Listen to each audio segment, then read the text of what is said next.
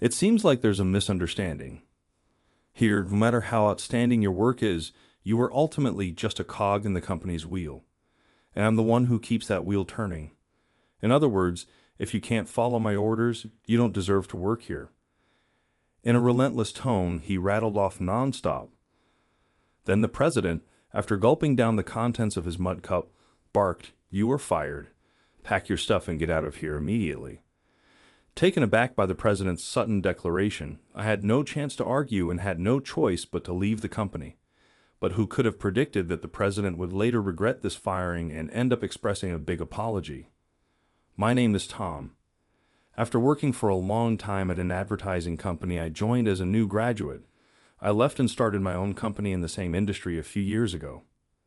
In other words, I'm the president of the company. However, running a company is quite challenging, and it's been difficult to get it on track, especially lately due to rising prices and conflicts. The needs and values of customers have been changing. I've been getting work from a client who's looked out for me since my days as an employee, all out of good old friendship. It's helping me make ends meet for now. But who knows how long this will last? How can I consistently get stable work orders? I run a small company, but I have a few employees to take care of. I can't let them all end up on the street. Even though I'm anxious about the uncertain future, I'm living through these uneasy days. That was until one particular day. After finishing a meeting with a client, I was standing at the terminal waiting for my bus. It was the evening rush hour, and there were a lot of people moving around in front of me. Then suddenly, one of them caught my eye. Her long brown hair fluttered in the wind, and she had a sharp nose and a slightly long face. She might have been reading a paperback looking down, but I was sure it was her. Without realizing it, I dashed to get to her. Hey, maybe because I hadn't run like that in a while, I was out of breath. I've really been slacking on exercise lately. Oh, is that you, Tom? Yes, it's been a long time, Manager Catherine. My former boss, Manager Catherine, closed her book with an unchanged smile. It's been a while. Who would have thought we'd meet here? Indeed, it was quite a surprise. I almost told her how happy I was to see her, but held back the words.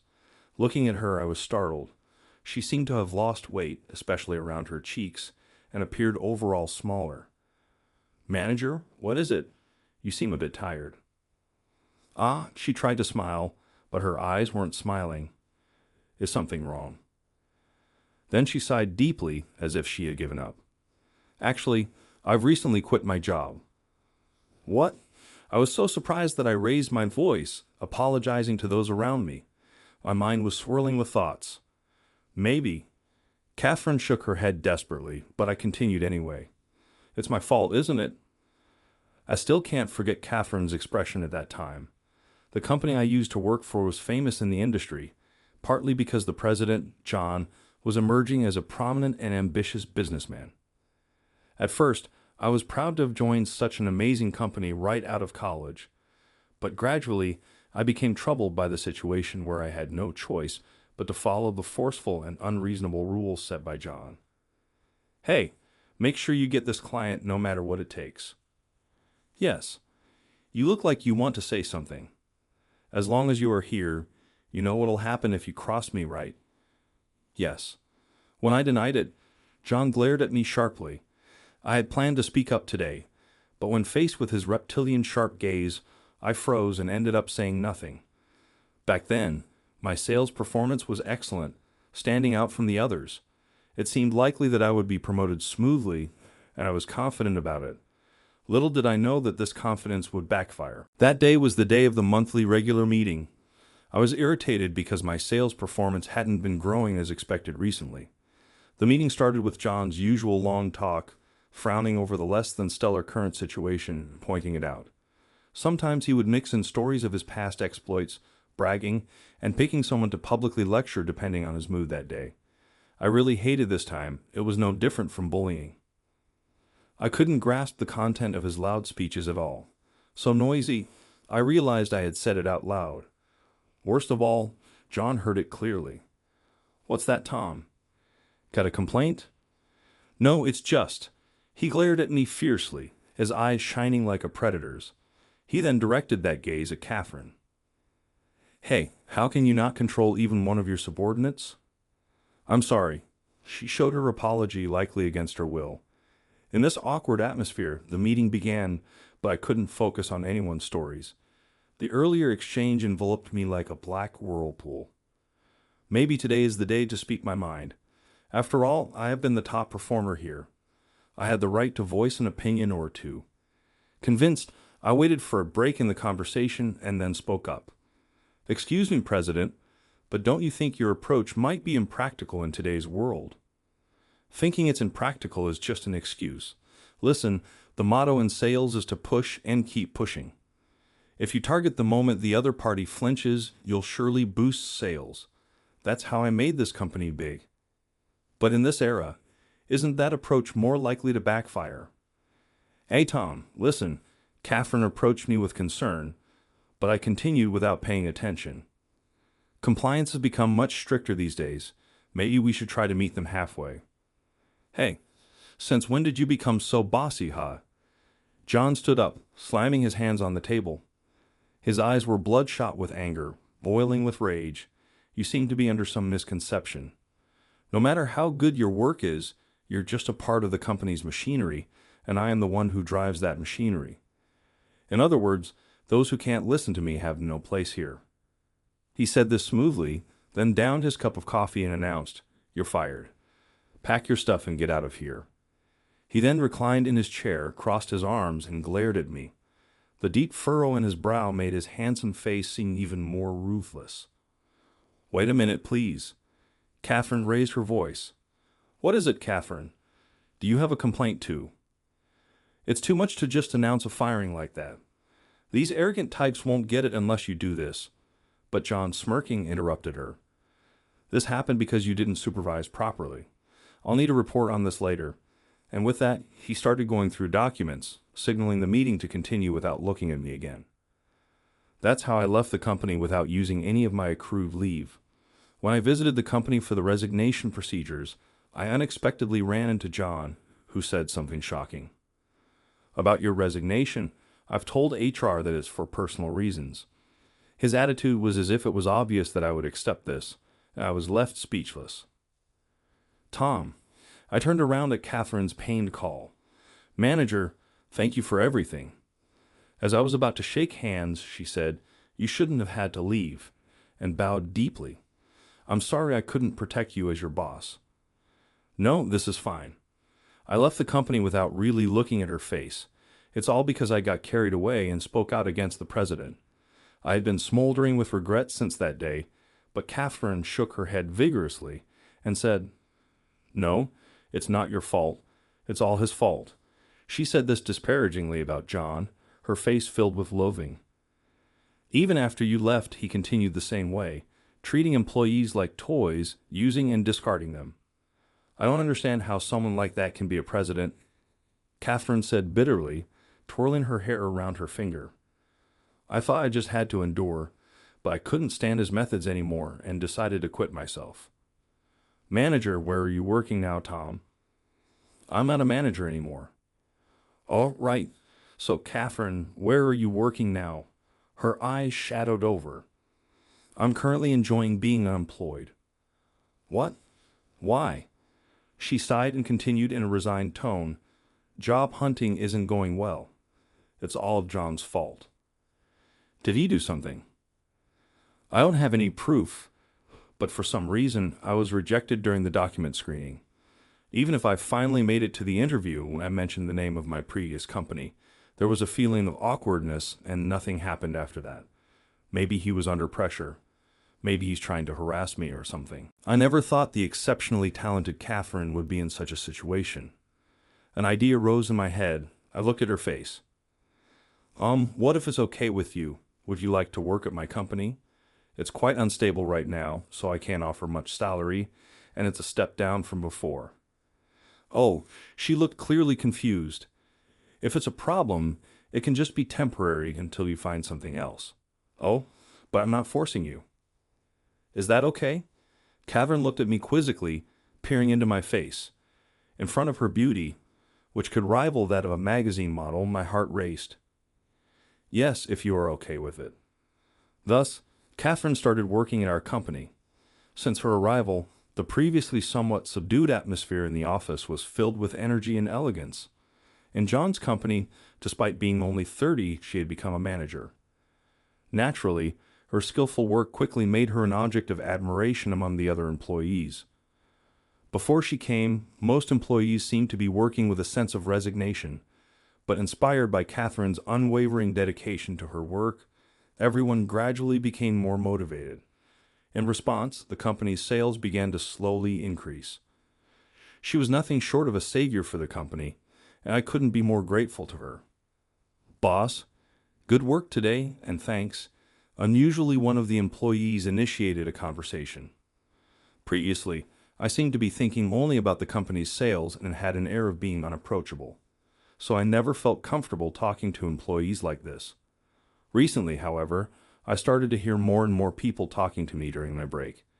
I was beginning to realize that the atmosphere within the company had improved considerably.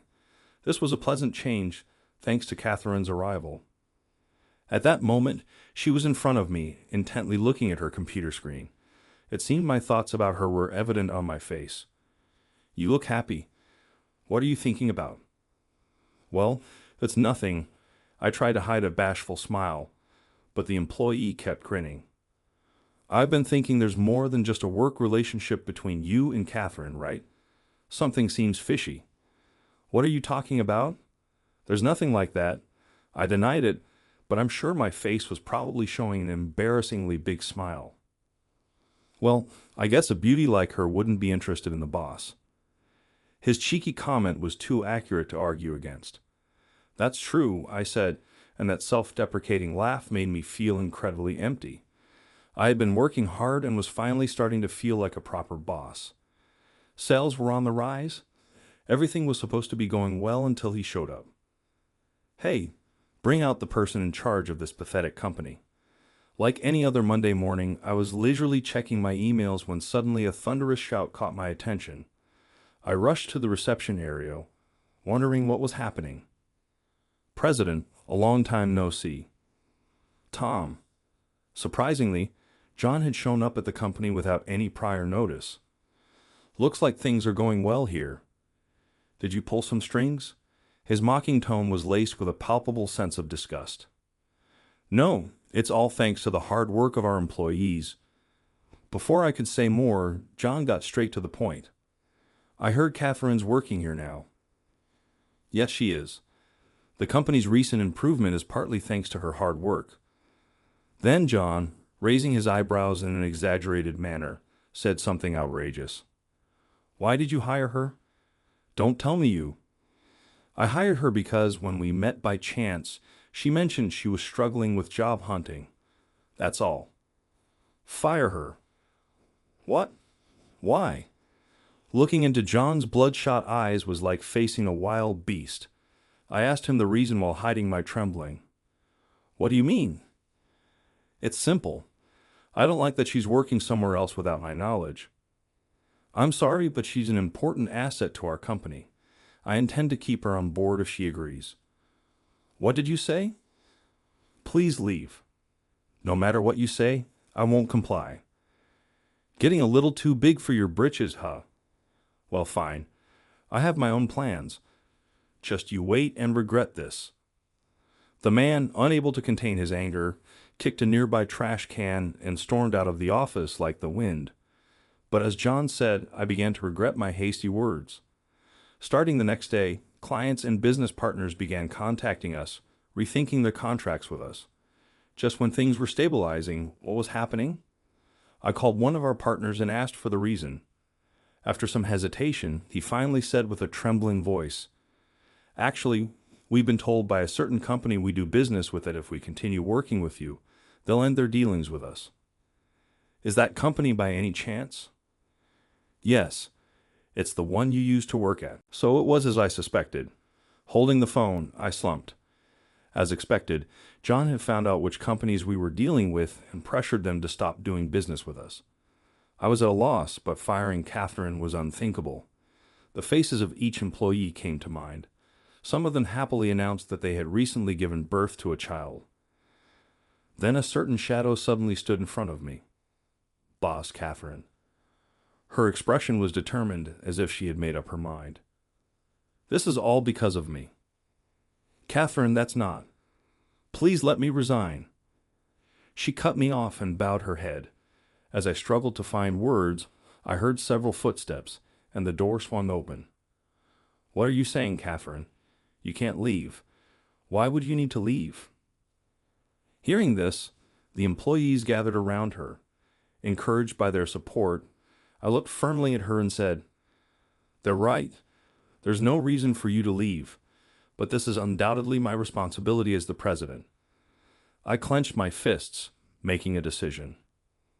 I won't run away this time. I'll fight head on. I won't let anyone who tries to hurt our valuable employees get away with it. That's right. Let's show the true strength of our company. Or else should we give our best if not here? Inspired by my words, the employees raised their fists in the air. Catherine's eyes seemed slightly moist witnessing this unity. Thus, all the employees united and visited each company that had refused to deal with us.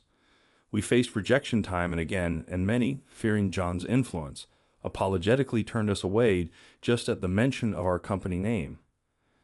Nevertheless, everyone tirelessly tried to approach and steadily cultivated new business relationships.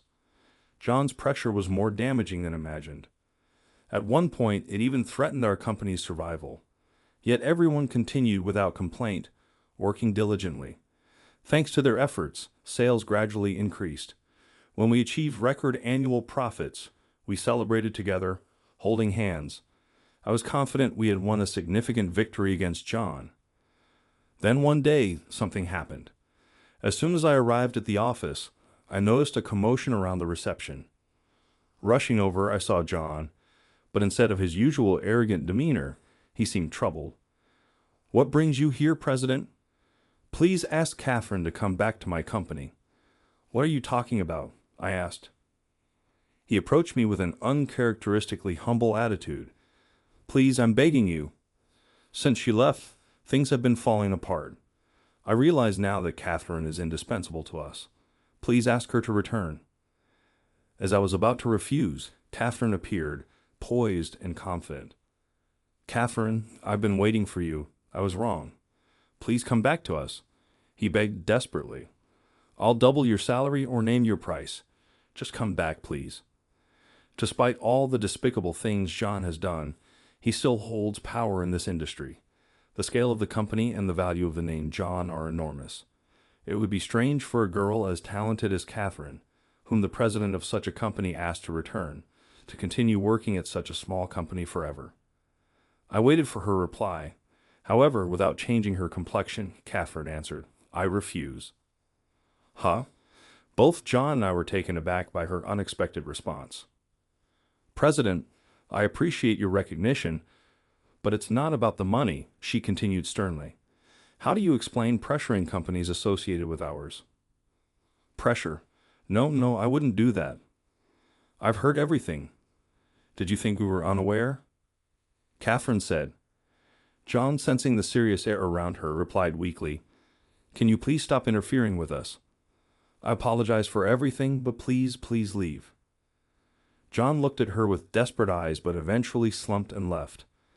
The office was tense for a while, but Catherine, in a move, said, All right, back to work. Boss, don't you have a meeting soon? You'll be late. Let's get ready. Later, John's company, having lost all credibility, went bankrupt. He was stripped of wealth and honor and never recovered. Despite his efforts, his past misdeeds became widely known in the industry, and even banks refused to deal with him. At the same time, as the company disappeared, John was nowhere to be seen. Rumor has it that he started working as a day laborer to pay off the debts left behind when the company folded. But his pride as a famous president got in the way and caused him constant trouble with his colleagues. The whereabouts of John, now constantly changing jobs, remained unknown. However, the employees of his bankrupt company were the true victims. Despite the bankruptcy, the company's long-standing reputation meant that it had many talented employees. Even after Catherine resigned, the employees who admired her stayed in touch. Some of them came to work at our company, thinking that if Catherine was there, it must be a good place. It was a fortunate time, as the company was stable, and we were discussing expanding our workforce. Unlike before, when I was only worried about tomorrow's finances, I could now manage the company with some leeway. But my feelings were complicated. After all, it was because of Catherine that we had achieved so much. As a president, I kept questioning if this was okay. Whenever I saw Catherine happily going to her work, I felt a twinge of jealousy. I hated this small-minded side of myself. Then John's face came to mind. John's method was not one that I was praised for, but I was surprised that he, too, was in a hurry to ignore such an excellent junior. I think his unreasonable bravado about having to show off as a president and his intense jealousy towards Catherine resulted in him acting in such a coercive way. I began to understand how John might have felt. "Boss, I've left the report for you." "Thank you, Catherine." "Please call me just Kathy." "Well, it's just that you were my boss before, but now I'm your subordinate." "Right. But do you have a moment? I wanted to ask you something." I managed to change the subject. "Yes, what is it?" "You remember when John came here and asked you to return to his company? Why did you refuse?" "Simply because I didn't want to, that's all." "I mean, why did you stay here? You're talented enough to work at a much bigger place." Catherine sat down on the sofa and began to share her feelings. "When I was at the previous company, I was really dissatisfied with their methods and rules. But I couldn't say anything. I was afraid of what would happen if I did." She paused, looking at me. "You stood up to John with courage, even though it led to you being forced out of the company. I saw it as something bright. You looked more impressive than anyone." "That's it?" I never knew she saw me like that. "Ever since you left, I've been working frantically.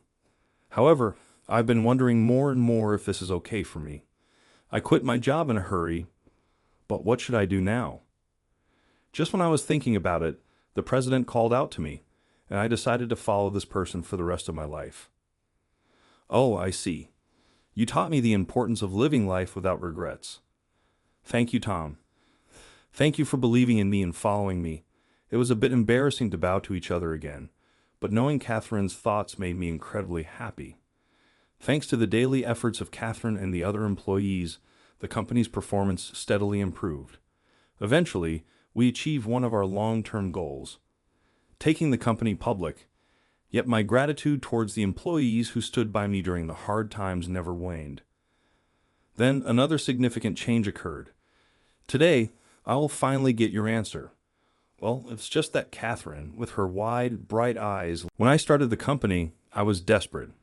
I didn't want to hate myself for opposing John. When John's pressure nearly led to bankruptcy, I regretted standing up to him many times. Why am I the only one who faces this?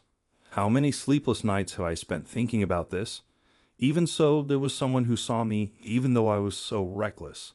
If I had given in and stayed with Johan's company, I would have ended up living a hollow life, searching for reasons why things didn't work out.